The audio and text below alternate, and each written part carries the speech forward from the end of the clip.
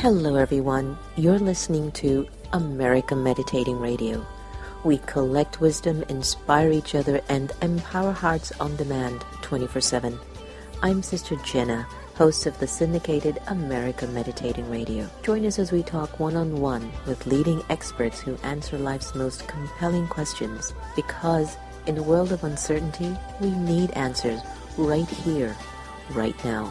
America Meditating Radio, a show for everyone to learn more about this amazing thing called life.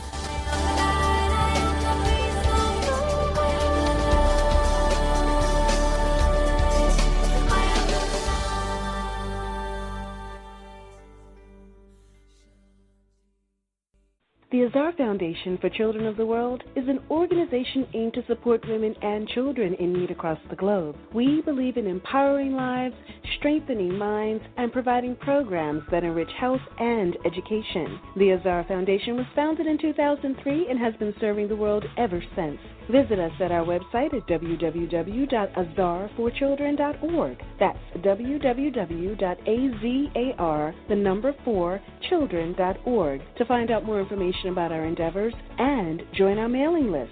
Remember, the smile and the cry of a child doesn't have any language. The Azar Foundation. Are you in need of a tech service company that's going to deliver the best solutions for your business? Then Altman is your solutions headquarters. Here we specialize in your individual needs to make sure your business shines. For more information, please call 301-417-0070 or visit us at our website at alttronica.net. Alttronica, where we deliver for you. Are you stressed, frustrated, or annoyed at work? You don't have to be.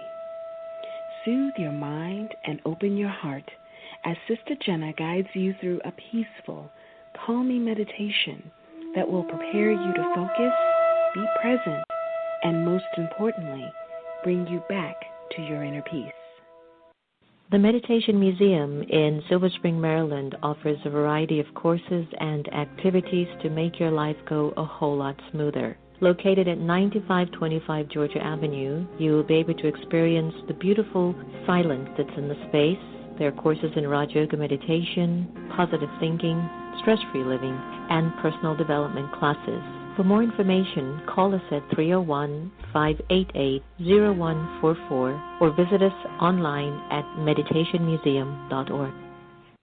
Hello, this is Kristen Hoffman, and it is with great love, joy, pleasure, and spirit that I am listening to America Meditating Radio Show.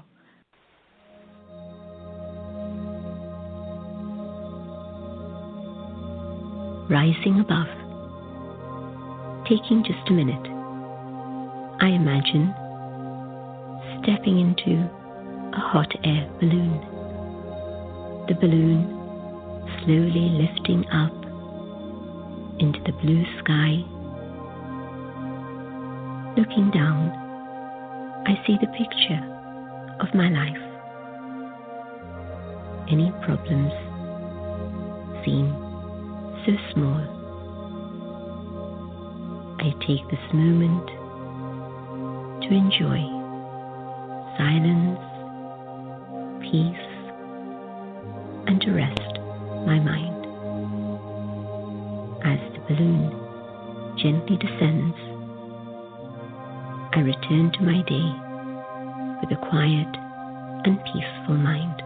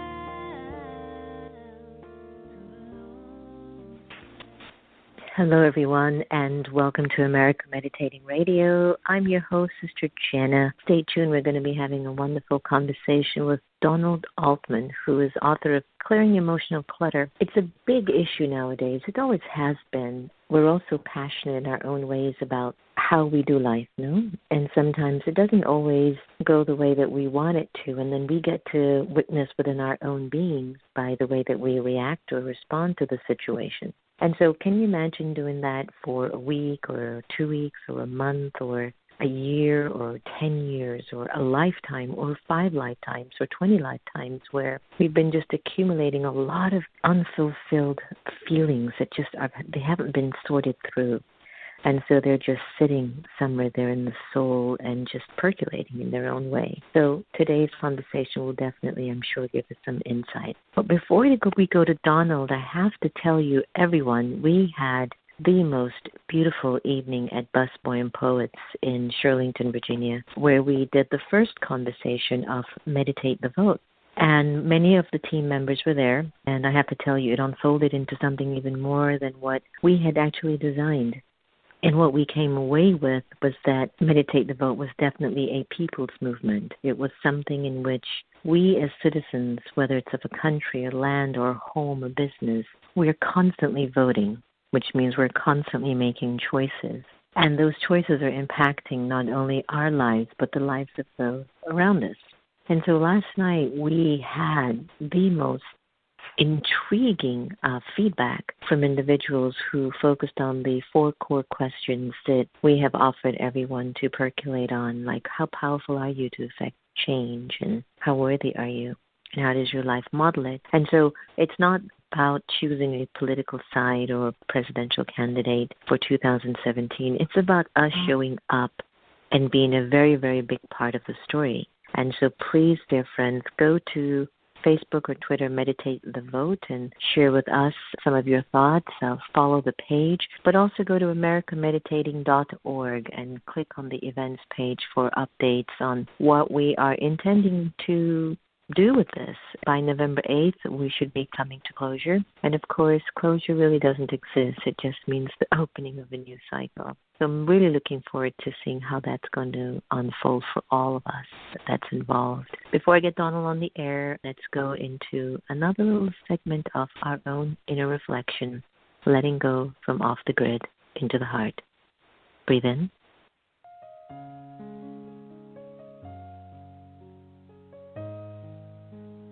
Om Shanti. The time that we choose to be aware doesn't necessarily require me to just sit and meditate. But even while I walk and move around, I can be in a meditative awareness, which is awareness of the soul, the original, eternal, imperishable being of light. For a little while, I'd like to invite you to be present, to be here, and to be now. Allow your mind to settle in the moment, to relax.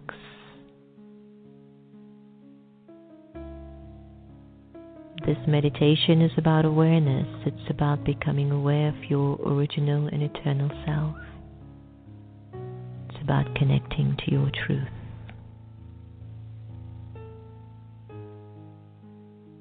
Let go of your name.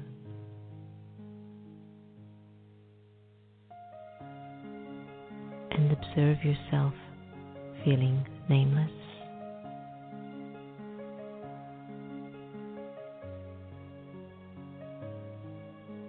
Let go of your gender, to discontinue thinking you're a man or a woman.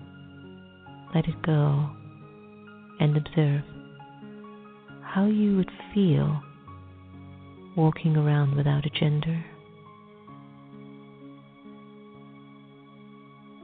Let go of the role that you play and let go of of the titles that you own. Observe how you're feeling as you are gradually letting go.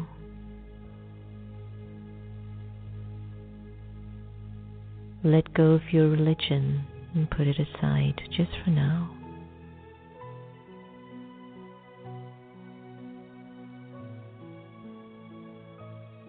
And let go of your nationality and even the language that you're accustomed to.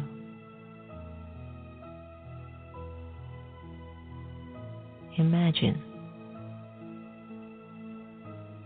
you have no name, gender, role, title, religion,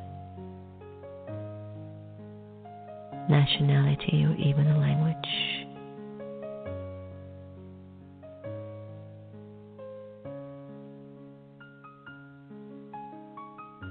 Ask yourself, how do you feel at this moment?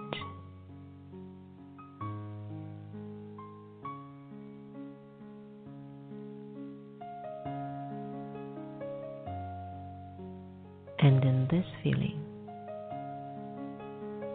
who would think of you, and who would you think of?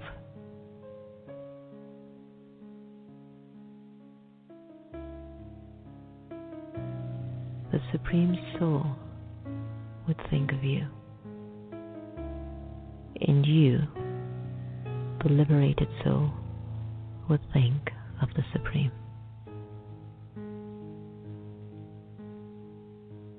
In this state of absolute freedom, I am truly who I am. A free, peaceful,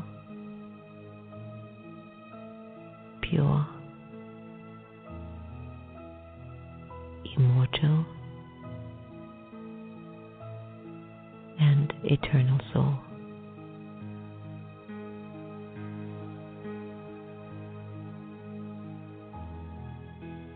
Allow yourself to just be absorbed in this awareness.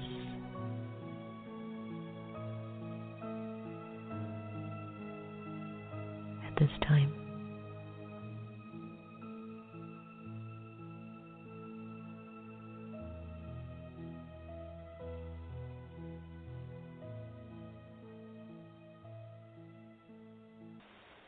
welcome back. That was letting go from off the grid into the heart. And I hope you gained an experience of just the original worth and the original sense of yourself, because I know every time I hear that meditation, I do. The American Meditating Radio is proud to welcome Donald Altman. Donald is the author of Clearing Emotional Clutter and several other books about mindfulness. Practicing psychotherapist and former Buddhist monk, an award-winning writer, and an expert on mindful eating. He teaches in the neurobiology program at Portland State University and teaches mindfulness and spiritual values around the country. Donald is dedicated to bringing these ancient practices in tune with modern living and to invite wellness into what we know as Americans all too well, a very stress-filled way of living. Donald, welcome to American Meditating Radio. Well, thank you, Sister Jenna. And if I could just say for a moment, I really connected with that last meditation that you did. It was very beautiful, and it pointed out just where a lot of our suffering does come from, and that is, you could almost think of that as clutter, emotional clutter. Well, thank you for that. Hopefully you'll take it to the university that you're at. Congratulations on your new book, Clearing Emotional Clutter, which is big. I think many of us know what emotional clutter is, but we don't know what to do with it.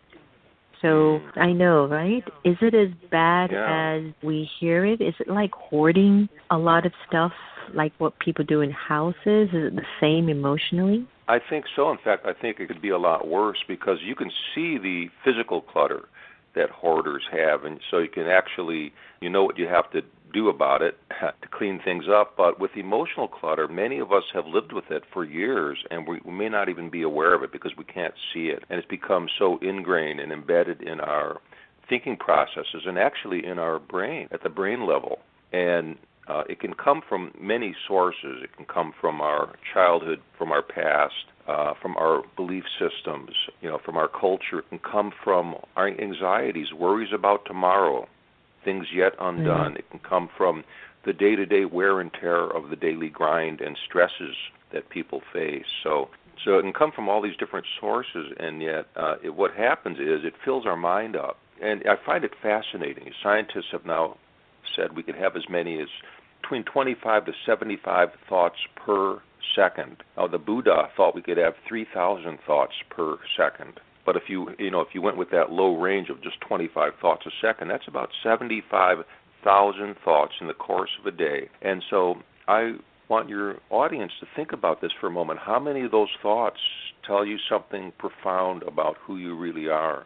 How many of those thoughts are even accurate? How many are maybe just conditioned, old, habitual, reactive thoughts that come up just so quickly that you're not really reacting, not really responding, I should say, to what's happening in front of you? And that's the sad part of all the clutter, is it keeps us from living the life we would want, from finding bliss and joy and peace and love right here, because we're filled up with all the clutter. It's like a filter. It's blocking out the light. Yeah, it's like a lot of waste. You're just holding on to a lot of waste, and a lot of people are walking. I'm walking around with pain that I'm not maybe even aware of. I mean, every time I hear a love song, I just get really melancholy, and I'm never quite sure why.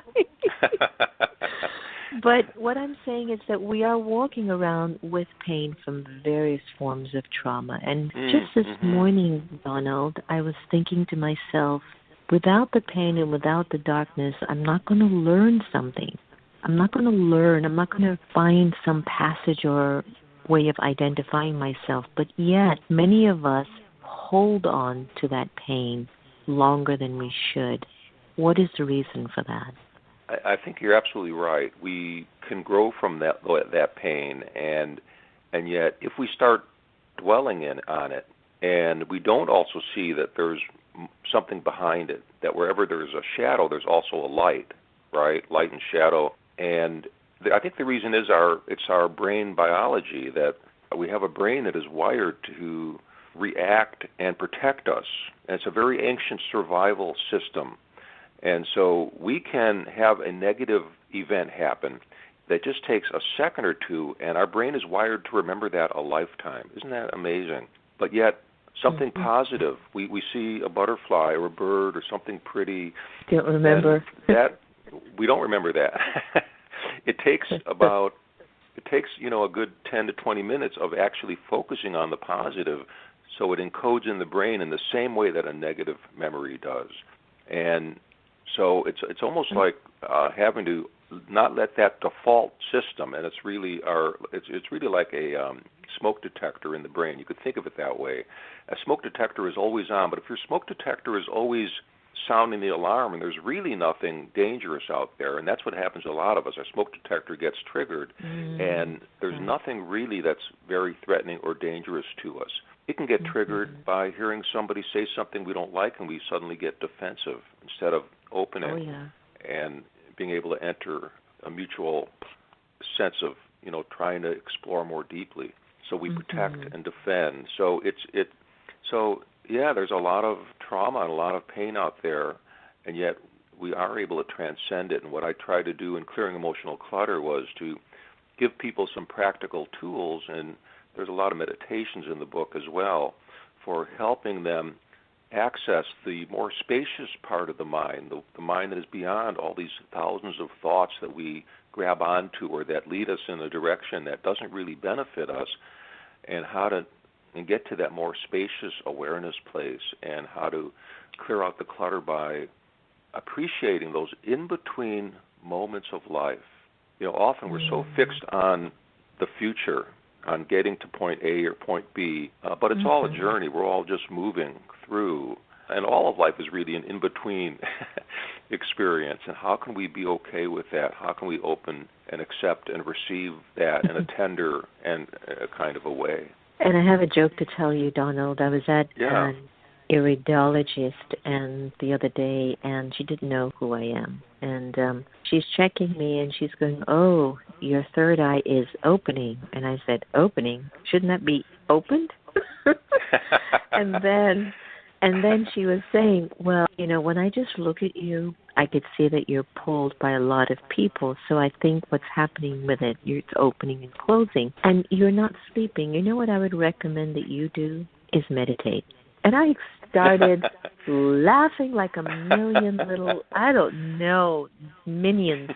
Because I said, at one point, and I'm sharing this to all of our friends that listen to the show regularly, is that even when we do know what to do and how to be, understanding the subtleties of the soul is such a profound journey. And I know it is a simple one. It just simply takes attention. And in your book, you talk about getting off the emotional elevator.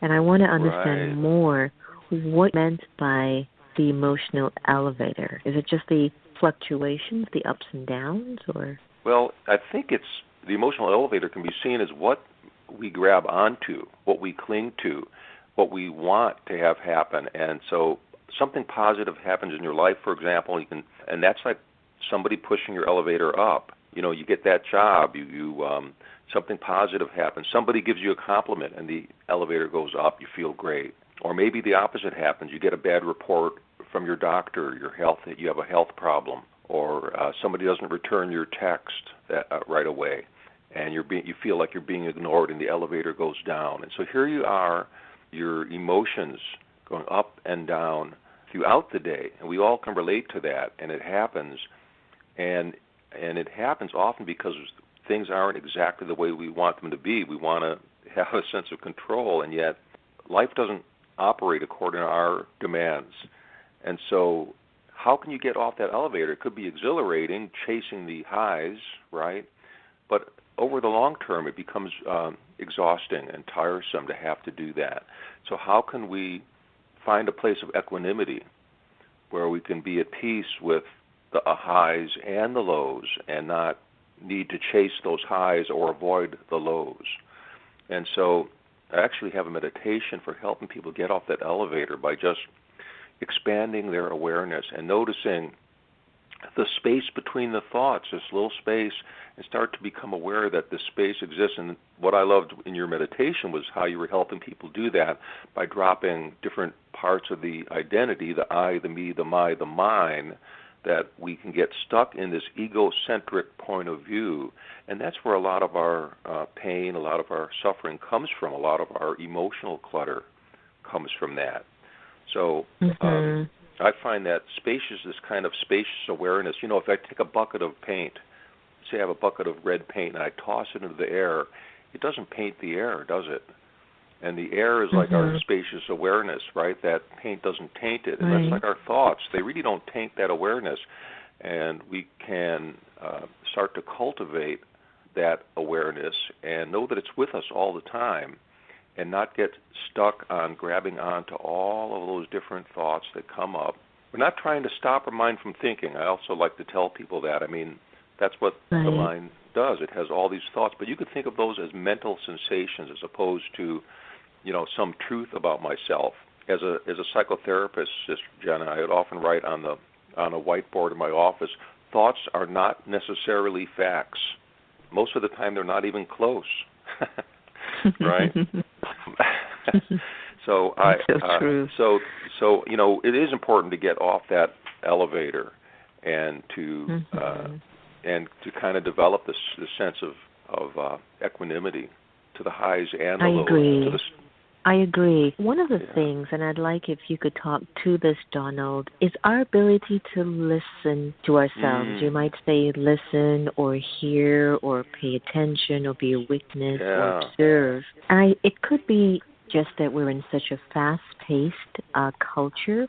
It could be that what we call in our study the karmas, the actions that we've performed in our past, they're also catching up because there's some that we did that didn't have the best of intention. And that's sitting also in the self, that's sitting in the subconscious, that's sitting in the soul. And so if I'm listening, which is observing these thoughts, if I'm hearing these thoughts, am I able to help removing the clutter that's sitting there, or do I need some kind of a knowledge to help me to decide or decipher, is this a good emotion or memory that's emerging, or is this not? Because some of us, we feed the negative emotions so much that we don't even know anymore if it's good or not for us. You know what I'm saying? Yeah, I'd like to just start by telling you a short story, if I could. And this was somebody I worked with who had lost his job. I actually had a business. He lost his business, and he came in, he was very depressed, and he said, I'll never get another job. I don't interview well. I don't hardly know how to use computers. The economy is bad. And I stopped him. I said, well, you've got you got many good reasons why you can't move forward. Would you mind creating a top 10 list? How do you feel about that, of all the top 10 reasons why you can't move forward? And he kind of liked that idea.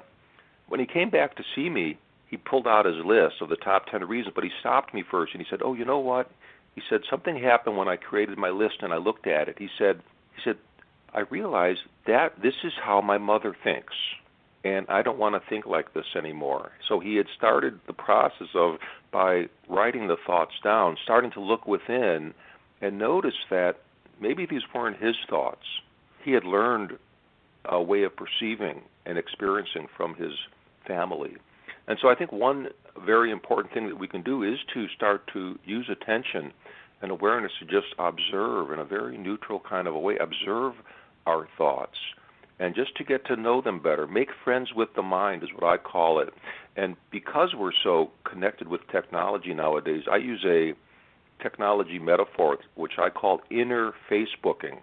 And I even have a chapter on that in Clearing Emotional Clutter. And inner Facebooking, you know that when you're on Facebook, I don't know if you're on Facebook, but you're looking at the posts people put up. And those posts can affect how you're feeling.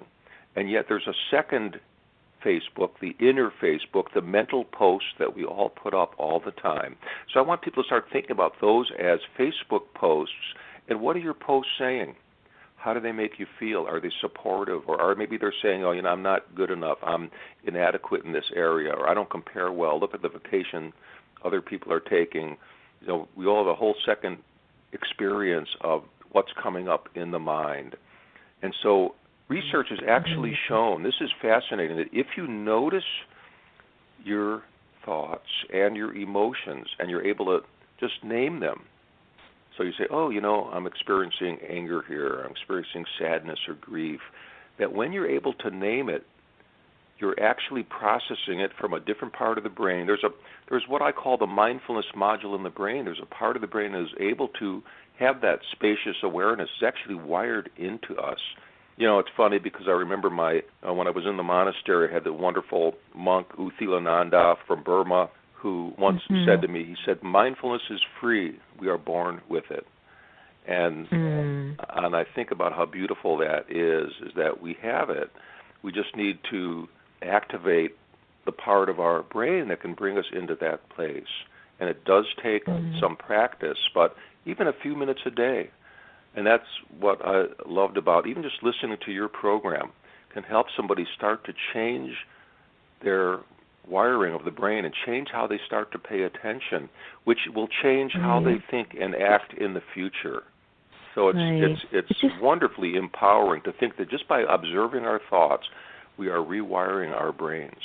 And finding the inner strength to redirect the thought, that I think that we're sitting inside of ourselves with a great deal of energy. It's a story of a past, a present, and a future. It's all sitting there. And when I'm internally still, where I'm not consciously trying to get something in advance or being affected by what someone did or didn't do, but I'm just sitting internally still, what I feel that does for many of us is that it emerges a truth that is very obvious in our beings. And then we can make the conscientious choice as to where do I direct this for me at this time, because anger is not healthy, but it does signal to me that there's some pain. Fear is not healthy, but it does trigger that there's something owed.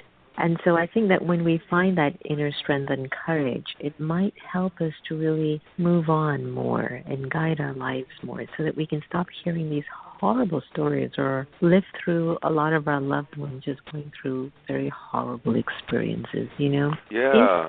I was just thinking, like, if you were to actually have one word for reducing clutter, what would that be? Oh, I think it would be the word breathe. Breathe slowly and deeply. And when you take that nice long breath, I like to ask people the rhetorical question, is what you're experiencing, is this yesterday? Is this tomorrow? It very much brings us into the body and into this present moment. It's regulating us. It's lowering our blood pressure, pulse rate, respiration. It's boosting our immune system. And here it is, just taking this breath. Also, research has shown it can actually reduce negative thinking. How about that? It can reduce mind wandering. So the mind goes off and wanders off about 50% of the time, but it brings us back to the present. All from taking this one breath. And so I like to think that, you take about 18 to 20,000 breaths in the course of a day, and no two are alike. Isn't that beautiful? They're like snowflakes. And how could you start to notice how this breath is so unique, a little different from the last one you took, and be aware of just a handful of breaths? I think that if you could do that just throughout the day, just being aware of a handful of them, that could significantly change your life. And give you a pause. Give you a pause from all the daily, the pace, all the things that are speeding through our lives, and just take a pause, one breath here and there. Yeah, all the stuff. Yeah, and actually you could think of it as one of the other ideas I have in the book is this idea of fidelity to the moment, or faithfulness to this moment. And so you could be faithful to this breath, devoting yourself 100% to that experience of taking this breath, or faithfulness to sitting, right? Just being present as right now if you're sitting down, just faithfully noticing where your body makes contact with the chair, how your feet are resting on the floor. Notice your posture. Have an erect, calm, but dignified, relaxed posture. And you could just be faithful to all the little things. Faithful to cleaning the dishes, for example. What would that be like? Right? Or faithful to really when we're having a conversation, being faithful to just being with that person, putting away the phone, the distractions, and allowing yourself to unitask. Not to do all that multitasking, but to unitask and to really be present and engaged and focused with that one who is right before you, letting them be the most important person in your life right now. I get that. I get that very much. Donald, thank you so much for the suggestions, thoughts, and the guidance. I find them to be very, very helpful. Before I let you go, so why don't you leave us with like a website where our listeners can get a hold of the book? Yeah, and you can I invite you to go to my website, which is mindfulpractices.com, mindful practices.com, and I have a mindful living newsletter that you can sign up for that has new information on my upcoming events, and this newsletter also includes new mindfulness tips and reflections that you can use on a daily basis. So you can also find out more about my speaking and training and things like that, and also more about the Clearing Emotional Clutter book. Beautiful, beautiful. Donald, thank you so very much, and hopefully we'll get you back on the air to help us to keep moving forward, because it's a huge issue. It's a huge issue, and it's a much-needed conversation. So thank you. Oh, thank you, Sister Jenna, and for the work you're doing. Bless you and bless your audience. Same to you. All the very best. So is it as simple as just breathing to actually clear the clutter, to just settle? Just settle. As Donald was saying, almost 75,000 thoughts a day swimming in and out of our awareness. Do we really need all of them? Are they really fulfilling our purpose? Is that the reason why we're so frustrated with our own lives? I don't know. I do know that I believe that your every moment is priceless, and it's important that you live it with the attitude of benevolence and love and appreciation and good wishes and pure feelings. I know that's my cure, and I'm hoping that that'll be yours as well. Thank you for joining us on America Meditating. Your presence is always important and always needed. I hope you're taking very good care of your inner being, your inner Facebook, as Donald Altman shared with us, and listening to what you need, listening to those that you trust, and amplifying your God-given talent to be virtuous beyond means and joyful beyond means. Remember, no one can take away your happiness unless you give them permission, and we are here to love each other the same. So let's do that. And we're going to end today's show with Keep the Faith. Take good care.